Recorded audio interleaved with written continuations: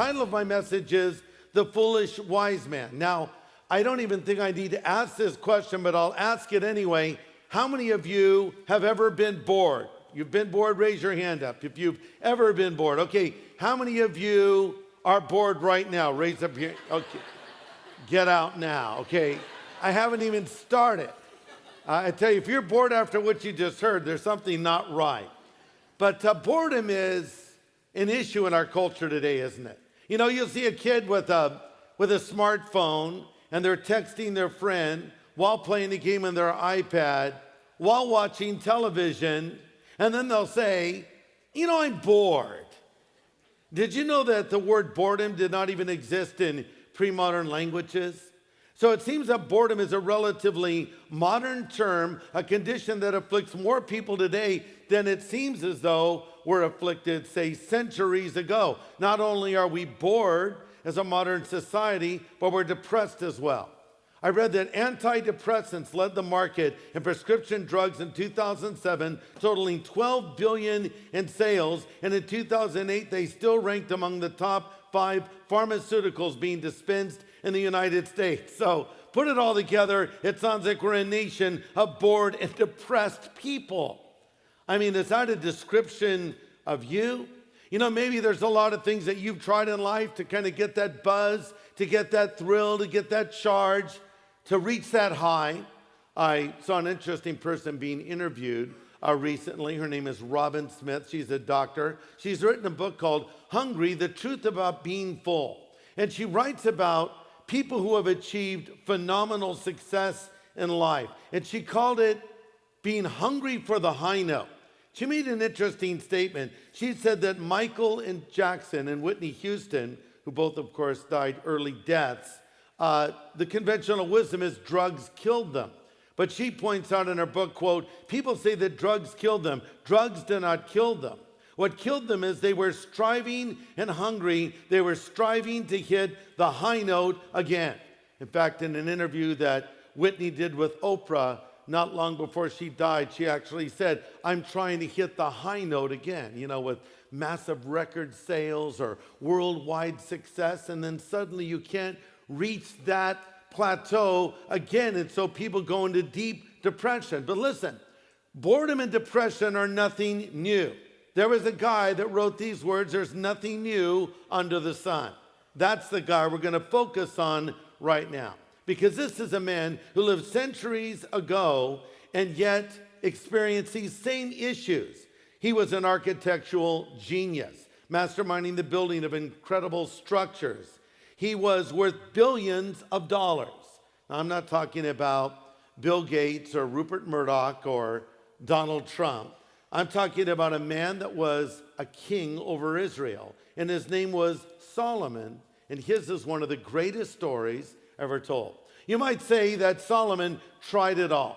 If anyone could ever say, been there, done that, bought the t-shirt, it was certainly Solomon. In fact, he was what you might describe as the hedonist extraordinaire, making Hugh Hefner look like a lightweight in comparison. Solomon was highly educated, yet he would go on these unbelievable drinking binges. He chased after women like there was no tomorrow. He committed himself to researching the roots of human behavior to discover why people did what they do. Meanwhile, as a king, he ignored the affairs of state. He neglected his family. He set aside all spiritual truths and principle, and whether it was passion, pleasure, philosophy, sex, or money, he determined to find out everything he could about the topic. He was going to explore it from every side. He was going to personally do it. Now, you might say, now that sounds like fun. Well, it wasn't so much fun, as we'll see as we come to the conclusion of a story, because in fact, Solomon ended up squandering amazing opportunities and effectively throwing away most of his life. But you know, one of the things I appreciate about the Bible is it's a thoroughly honest book, isn't it? I mean, if someone does well, it tells us that. If someone does well and has a fall, it tells us that too. If someone does horribly, it tells us that. There's no whitewashing in the scripture. There's no cover-up in the scripture. There's no spin in the biblical stories. The spin stops here, right? Because the Bible is direct and honest, and it gives us its heroes, warts and all. Now, some people seem to get it right from beginning to end, like Joseph and Daniel. Others got it right sometimes, like Samson and Saul. Others mostly got it right, like King David. And some got it mostly wrong, like Solomon. So who was this guy? Well, he was the son of David and Bathsheba. He became the ruler over Israel after his father's death. And he had the potential to be a great king because, as it turns out, God gave to Solomon supernatural wisdom on a scale that was not known up to this point. He was renowned as the wisest man on the face of the earth. Not only that, but he had this amazing godly heritage. Now, we know his father slipped up, and we looked at that in our studies in David. But hey, let's not forget that David was uniquely described as the man after God's own heart. And David got a lot of things right and passed those things on to Solomon. But Solomon followed them for a while and then just chucked them and went his own way as he went on his search for the meaning of life. His conclusion after his vain search was as follows, Ecclesiastes 1:1-3. He says, the words of the preacher, the son of David, king in Jerusalem, vanity of vanities, says the preacher. Vanity of vanities, all is vanity. What profit is a man from all of his labor in which he toils under the sun? Now, what does that even mean? Understand, when Solomon uses the word vanity, it doesn't mean the same thing it means to us today. When we think of vanity, we think, well, of a vain person. You know, the kind of person who never saw a mirror they did not like. A person that loves to look at their own reflection and talk about themselves and focus on themselves, etc. That's actually not what the word means that Solomon uses. And as a matter of fact, this word vanity is used 38 times in Ecclesiastes. And the word can be translated emptiness. So you could just as easily translate that as emptiness, emptiness, all is emptiness, or futility, or meaninglessness, or a wisp of a vapor, or a hollow, empty ring, or nothingness. You could translate it nothingness, nothingness, all is nothingness. Solomon's effectively saying that there is nothing on this earth that will satisfy us completely. No thing, no pleasure, no relationship, because he had tried everything you could try. It's not unlike a person getting on one of those stationary bicycles, and now they're more high-tech than they used to be, and they have a little video screen, and on your little screen, you're going up a hill, so it gets a little harder to ride. And then you're going down a hill, and it's a little bit easier. And it's very exciting because you're riding through all these amazing places. But the reality is, you never moved an inch. And that's sort of the idea that's being conveyed here. As you're spinning your wheels, you're not really going anywhere. Here are some more of his conclusions about life without God in Ecclesiastes 1, verse 1. These are the words of the teacher, King David's son, who ruled in Jerusalem. Everything is meaningless, utterly meaningless. What do they get for all their hard work? Generations come and go, but nothing really changes. The sun rises and sets and hurries to rise again. The wind blows south and north, here and there, twisting back and forth, getting nowhere. The rivers run into the sea, but the sea is never full. And the waters return again to the rivers. That flows back to the sea. Everything is weary and tiresome. No matter how much we see, we're never satisfied. No matter how much we hear, we're never content. History merely repeats itself. It's all been done before. There's nothing new under the sun. What can you point out that is new? How do you know it didn't exist long ago? We don't remember what happened in those former times. Wow, what a downer this guy is.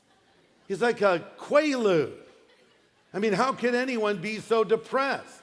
Well, because he did everything. Have you ever wondered why high-profile people who are super rich, who are super famous, often have substance issues or alcohol issues or other problems? Why is that? Well, that's because they get to do what others only dream about. See, as long as you have the dream, if you will, As long as you think, oh, one of these days I'll have this success, or one of these days I'll get that car, or one of these days I would have this other accomplishment under my belt or whatever, they do it. Then they move on to the next level, and they do that, and they move to the next level, and they do that, and they can't keep that high that they were on. They can't hit the high note any longer, so they turn to other things. Solomon's describing a life without God. Now, as I already said, he was raised in a godly home. Listen to this advice his dad gave him on his deathbed.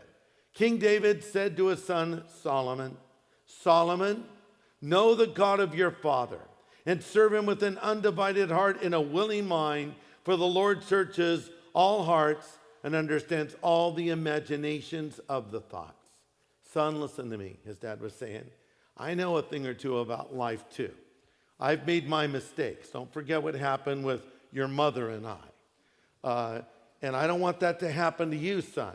I want you to learn from my mistakes, but I also follow the Lord and I serve the Lord. And you know that I suffered a lot as Saul hunted me down and persecuted me, but I never struck back. And I kept my heart right before God, and it was never divided, Solomon. You need to serve the Lord with an undivided heart. You can't live off my faith, son. You need your own faith. And that's true for all of us. And as parents, we want to pass that legacy on. We want our kids to get it, and then our grandchildren to get it. We want our God to become their God, right? It's as Naomi said to Ruth, as Ruth said to her mother-in-law Naomi, I mean to say in Ruth 1:16, your people shall be my people, and your God shall be my God. Well, initially, Solomon followed his father's advice, and his heart was not divided at first, but then he started opening himself up to things he had no business being a part of, and things went from bad to worse, and he went on his little research project to see what was out there. But listen, just to show you how well he started and how off track he got, now let's go to our text in Kings there, chapter 3, verse 5. So turn over there with me if you would, 1 Kings chapter 3, verse 5. So here is Solomon now. He's a young boy. He's just taken over for his dad. His father's in heaven. And we read that at night the Lord appeared to Solomon in a dream and said, what do you want? Ask and I will give it to you. Now just imagine that for a moment. Imagine if God came to you tonight and said, ask what you want and I'll give it to you. What would you say? He didn't put any conditions on it. He just said, ask and I'll give it to you. It's called carte blanche, right? Whatever you want, ask for it now. Look at Solomon's reply, verse 6. Solomon replied, you were wonderfully kind to my father David because he was honest and true and faithful to you. And you have continued this great kindness to him today by giving him a son to succeed him. O Lord my God, now you have made me king instead of my father David, but I am like a little child who doesn't know his way around. And here I am among your own chosen people, a nation so great they're too numerous to count. Now look at what he asked for, verse 9. Give me an understanding mind so I can govern your people well and know the difference between right and wrong. For who by himself is able to govern this great nation of yours? The Lord was pleased with Solomon's reply and was glad that he had asked for wisdom. And God said, because you have asked for wisdom in governing my people, and you have not asked for a long life or riches for yourself or the death of your enemies, I'll give you what you asked for. I'll give you a wise and understanding mind, such as no one has ever had or ever will have. And I will give you what you did not ask for, riches and honor. No other king in the world will be compared to you for the rest of your life. I love that. And this is the Lord effectively offering a blank check to Solomon. What do you want? But because Solomon had his priorities in order, he prayed the right way. Now, you say, would God ever do this for me? As a matter of fact, he will. Listen to this. Jesus said in John 15, if you abide in me, and my words abide in you, you shall ask what you will, and it shall be done unto you. Another translation from the original language states that same verse this way. Jesus speaking, if you maintain a living communion with me and my words are at home with you, you can ask at once for yourself whatever your heart desires and it will be yours. Now that sounds really great. Whatever your heart desires. So we sort of gravitate toward that part of the promise. Yeah, whatever my heart desires. Wait a second. Don't mess with the condition. Jesus said, if you maintain a living communion with me, and my word is at home with you. Listen, if you're walking in close fellowship with God and his word is at home in your heart, you're going to pray for things that bring God glory. And if you're praying for self-indulgent things, it would be doubtful you're maintaining a living communion with him and his word is at home in you. So Solomon was living the right way. Really, what is prayer? What's the purpose of prayer? To talk God into something? Do you really want to talk God into something? I don't think so. I think the idea of prayer is not to get God to do what I want him to do. Prayer is to get me in alignment with the will of God. If I'm in my little boat and I want to get to the dock, and I take my rope and I throw it up in that dock and I start pulling myself toward it, what's happening? Is the dock being pulled toward the boat, or is the boat being pulled toward the dock? Well, it's the latter, right? It's the boat being pulled toward the dock. So when I pray, am I pulling God toward me? Come on, God. No. I'm pulling myself toward God. And that's what Solomon did. And it reminds me of the promise of Jesus when he says, seek first the kingdom of God and his righteousness, and all these things shall be added unto you. Now, what's the context of that statement? He was saying, don't be like the non-believers who obsess over what they're going to drink, what they're going to eat, what they're going to wear. Don't worry about that stuff. But you instead seek first the kingdom, or put God first in your life, and all these things shall be added to you. He'll give you what you need. And in the same way, Solomon had his priorities in order, and now the Lord tacks on these amazing blessings. Hey, I'm going to give you a long life. I'm going to give you wealth. I'm going to give you all these things you did not ask for because you asked for wisdom. God will give you what you need. He'll supply all of your needs according to his riches and glory in Christ, according to Philippians 4:19. By the way, that does not say he'll supply all of your greeds. It says he'll supply all of your needs. You know, you've heard the expression, careful what you wish for, you might get it. That's true. You don't want God to grant to you whatever you desire, because you might end up asking for the wrong thing. There was a guy who was stranded on a desert island, and he saw some kind of, already know where I'm going, don't you? He saw like a lamp laying in the sand, and what is this? He picked it up and rubbed the sand off. Of course, the genie appears, right? And the genie says, I will give to you 3 wishes. He says, oh, wow. Well, genie, my wish is I want to be off of this island in a Cadillac convertible, cruising down PCH. Poof! Both wishes were answered. And he's cruising along, and it's so great. And he has 1 wish left. The genie says, what's your last wish? He goes, I'm going to kind of hang on to that, the genie. I'll let you know. Don't worry about it, And the guy turned on the radio, and the song for Oscar Mayer Wieners was playing. So he started, I wish I were an Oscar Mayer Wiener. That is it. So, okay. Careful what you wish for. You might get it. See, the problem is that's a dated reference. There used to be a song for Oscar Mayer Wieners. How many of you remember that song? Why didn't you laugh then? Don't you get it? He was singing along while he had 1 wish left, and the lyrics were, I wish I were an Oscar Mayer Wiener. See, that's what happened to him. Did I not make that clear? Whoa, tough audience. Feel like Rodney Dangerfield up here. All right. Okay, so one of the problems that led to Solomon's fall, number 1, he compromised his walk. Solomon had this relationship with God to start with, and as a matter of fact, he built the temple. Now, David wanted to build a temple. And the Lord said to David, no, you've shed too much blood. You're not going to do it. But David amassed a lot of money.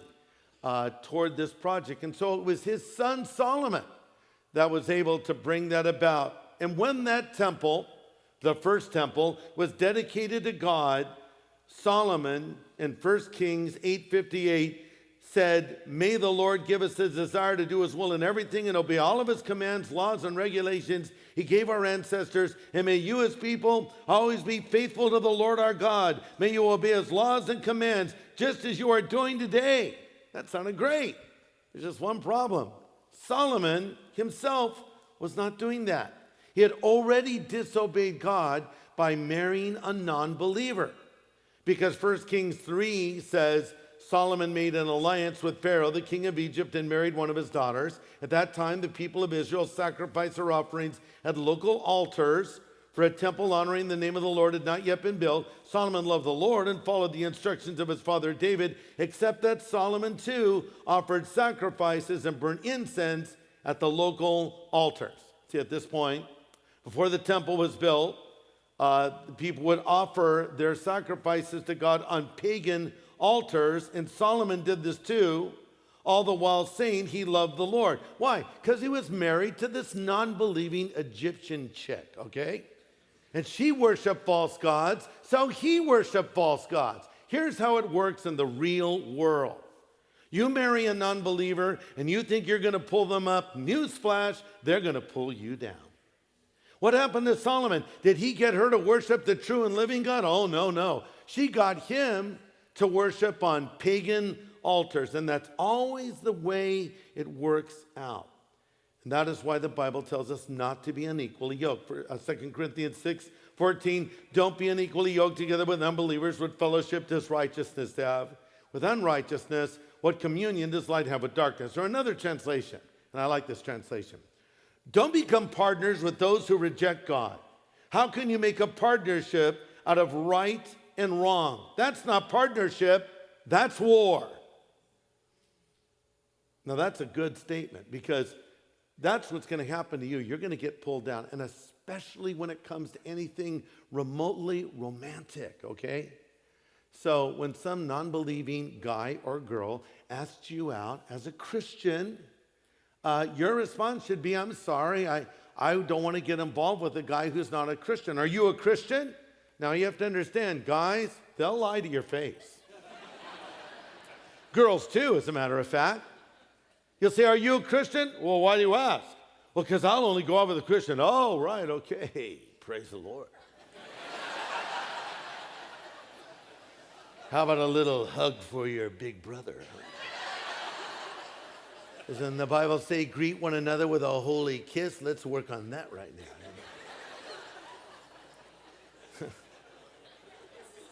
But you'll say, well, are you a Christian? I'll say, no, but I'm open. I'm open, right? Well, will you come to church with me?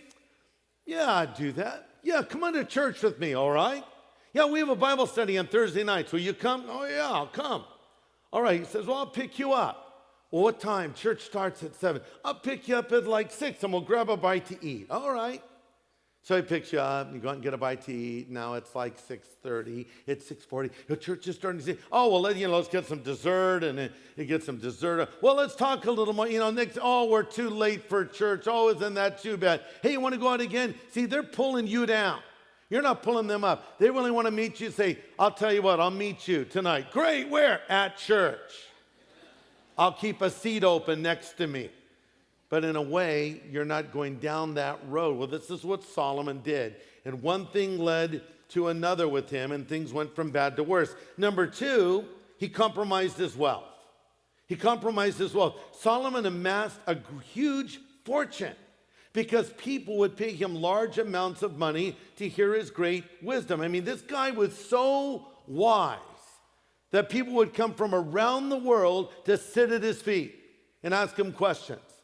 The Queen of Sheba herself said, the half hasn't even been told how wise this guy is.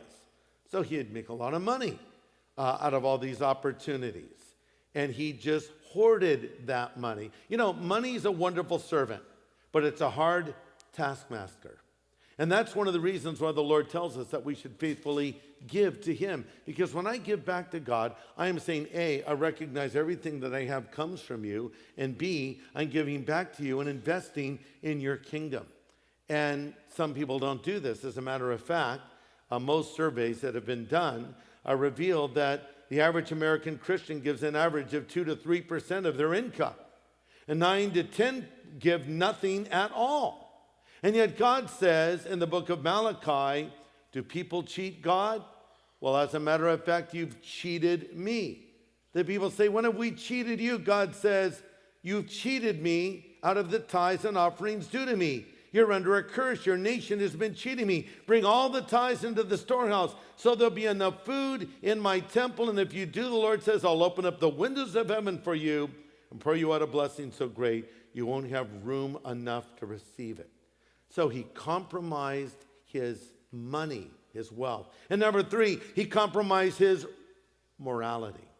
He compromised his morality. If it wasn't bad enough that he married a non-believer, now he's starting a collection. Check this out. Solomon had 700 wives. I'm not making this up. And if that wasn't enough, 300 concubines. What is that? Ask your mother when you get home. But you get the idea. I mean, 1,000 women effectively at his disposal. Not only was this wrong morally, but it caused him to turn to other gods.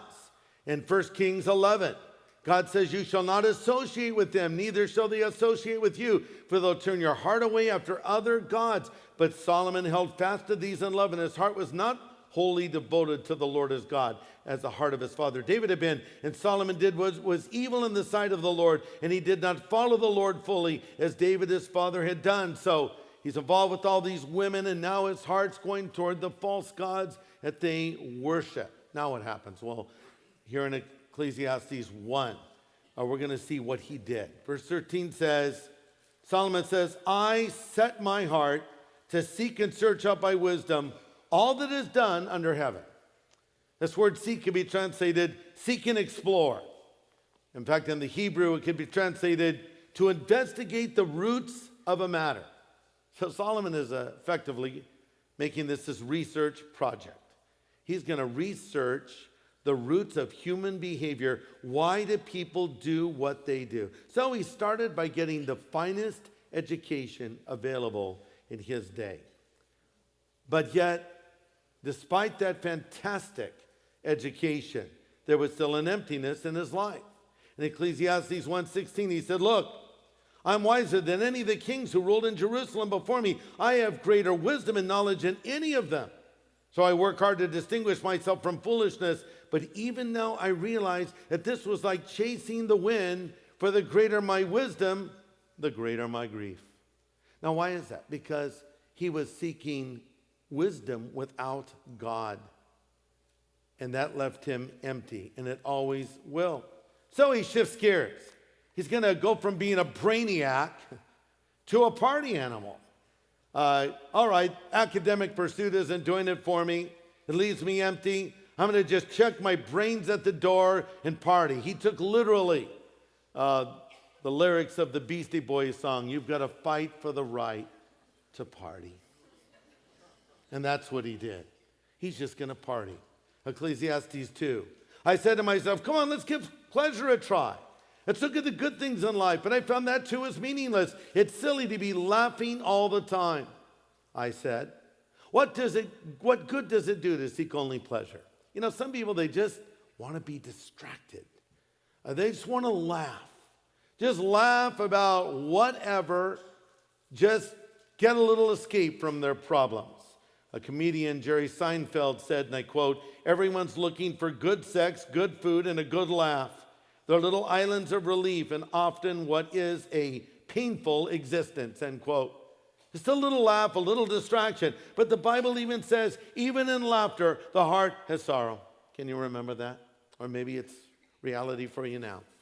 You know, you're at a party with all your friends and everyone's laughing, had a few drinks. You don't even know what you're laughing at. Have you ever noticed how drunk people laugh at nothing? The more they drink, the more they laugh. At what? Who knows? And so that's what the scripture is saying. It's stupid to be laughing all the time. Listen, I'm all for laughter. I'm all for joy. I'm all for humor, but sometimes we should be mourning when we're laughing.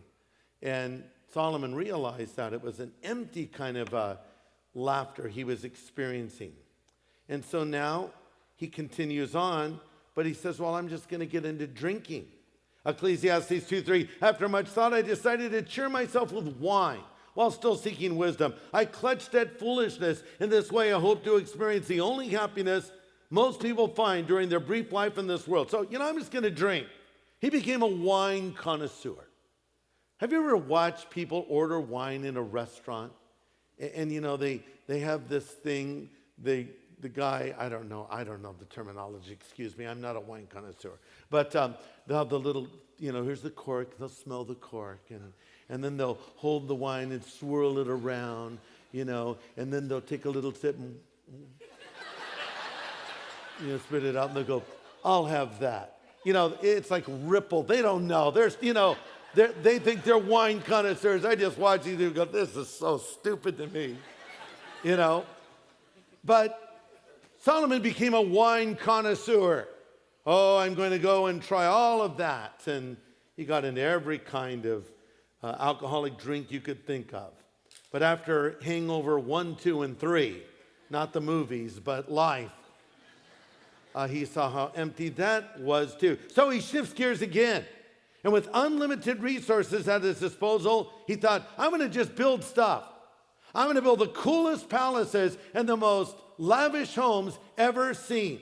Ecclesiastes 2:4. Tried to find meaning by building huge homes for myself and by planting beautiful vineyards. I collected great sums of silver and gold. I hired wonderful singers, men and women. I had many beautiful concubines. I had everything a man could desire. But as I looked at everything I worked so hard to accomplish, it was also meaningless. It was like chasing the wind. There was nothing really worthwhile anywhere. Solomon, he would book the best singers. When you're this rich, you have whoever you want. You don't listen to, a CD by Beyonce. You have Beyonce come and sing. And you pay her whatever she wants. And, we're going to have U2 tomorrow night, and we're going to have, In fact, I read that there are a lot of bands out there that will go and play at private functions. Well, a lot of times we don't hear about this. But Celine Dion, for a private performance, charges $6.5 million. The Rolling Stones charged a Texan investor $7 million to play an hour-long set. $7 million. My favorite is the Eagles charged over $6 million to play one song at a private party. Hotel California. Man, that must have been great, huh? Woke up to the Hotel California. But that's the kind of wealth Solomon had. So he didn't listen to the recording. He brought the artist in. He had the person right in front of him singing. But even that, he says, was empty. So now he is coming to a clear-eyed conclusion at the end of Ecclesiastes. And among other things, he deeply regretted wasting his youth. And he doesn't want others to make the same mistake. Ecclesiastes 12:1, remember now your Creator in the days of your youth, before the difficult days come and the years draw near, when you say, I have no pleasure in them. Or as the New Living Translation puts it in Ecclesiastes 12:1, don't let the excitement of youth cause you to forget your Creator. Honor him in your youth before you grow old and no longer enjoy living. Youth, that's such an important time in life. And you set the course of your life there. The evening of your life is decided by the morning of it, the end by the beginning. I made a commitment to Christ when I was 17 years old. I felt like I'd already lived a very long life because of the environment I was raised in with my mom and her alcoholism and all the divorces and such, and then my own experimentation with drugs and drinking and all that stuff. So at the age of 17, in many ways, I felt like I was 50 already, So I was ready for a radical change. And now I gave up quite a few things. In fact, pretty much I dumped all my so-called friends. They were really worthless anyway. It wasn't a big sacrifice. because I didn't want to be in that environment anymore. I needed a whole new start in life, and I just committed myself to studying the Bible and being a part of the church and growing spiritually. And so did I give up a few so-called fun times? Yeah, but you know what? I've had so much more fun as a follower of Jesus. And I don't regret any of those things I gave up. And every now and then I'll run into an old friend from high school. You know what's really sad is when someone still thinks they're in high school, when they're 60 or in their 50s and they can't let it go.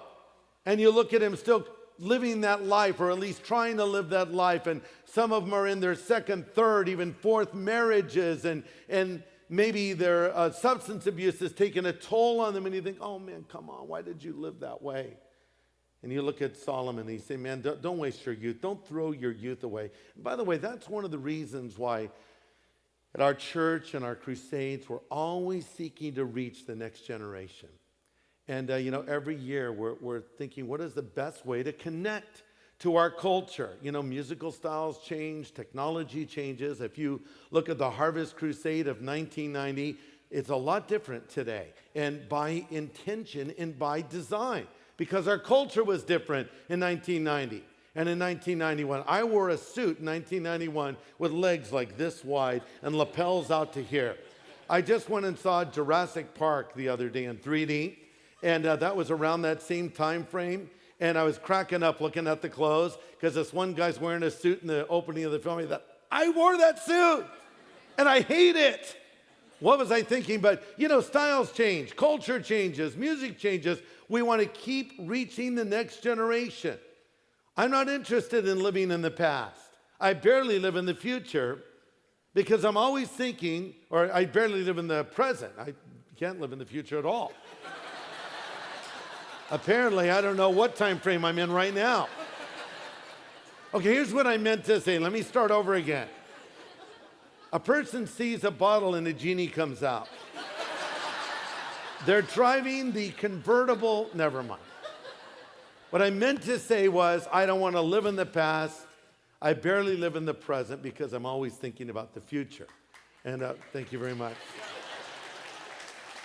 So, sometimes people are critical. Oh, we don't like that music you're using now. Well, it's just not our style. Oh, newsflash, it's not about you. Why don't you think about some kids that would connect with it and load your vehicle up and bring them out? Because here's why. Here's why. Most people make their commitment to Christ before the age of 17. So we want to keep reaching the next generation. Well, here's Solomon. He's saying, look, man, I've done it all. Don't do what I did. Learn from my mistakes. Don't forget the Creator in the days of your youth. Okay, so now he's building to the big crescendo. Here's what I've learned, Solomon is saying. I've done everything. I've tried everything. I've experienced everything. And here now I'm going to tell you what I've learned. Are you ready? Here it is. Fasten your seatbelt. Ecclesiastes 12:13. Let's hear the conclusion of the whole matter. Fear God, keep his commandments, for this is man's all. God will bring every work into judgment, including every secret thing, whether it be good or bad. I mean, I love that. Here's the sum of the matter. Fear God. Well, I already knew that. Yeah, but are you doing it? What did his dad tell him? Serve the Lord with an undivided heart, Solomon. Learn from my mistakes, boy. Don't do what your old man did. Try to live your life right. And at first he had it down. And then he started wandering off and got himself into all kinds of trouble. So he's saying, look, I'm a seasoned pro. I know what I'm talking about here. If you take God out of the picture, your life is going to be empty and meaningless and futile. However, if you want a full life, if you want life as it was meant to be lived, then fear God. Now, what does it mean to fear God? Does it mean to walk around cowering in fear that God's going to smack me around a little bit? No. The word fear could also be translated reverence God. We could translate it respect God. Have an awe of God. I know people like to think of the Lord as their buddy and their best friend, but listen, God is the creator of the universe, and he's holy and righteous. Don't forget that about your buddy. So he's not just your companion, he's your creator. He's your Lord, he's your master, and you should submit to him and follow him. So to fear God means to have reverence for him. It's a healthy respect. That's what Solomon is saying. Have reverence for God and keep his commandments. He's given us his commandments, sort of like guardrails in life, to keep us on the road so we don't get ourselves in trouble. Live by God's standards.